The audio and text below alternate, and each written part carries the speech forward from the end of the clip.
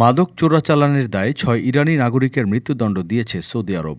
মূলত তাদের মাদক পাচারের অভিযোগে দোষী সাব্যস্ত করা হয়েছিল, তবে তাদের মৃত্যুদণ্ড কার্যকরের সুনির্দিষ্ট তারিখ উল্লেখ করা হয়নি।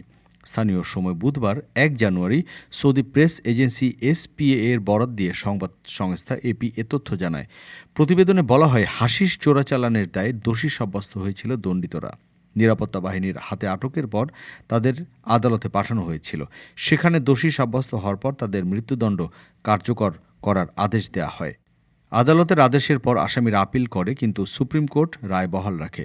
সৌদির স্বরাষ্ট্র মন্ত্রণালয় জানিয়েছে, মাদকের ক্ষতি থেকে নাগরিকদের রক্ষায় সরকারের কঠোর অবস্থান থাকবে।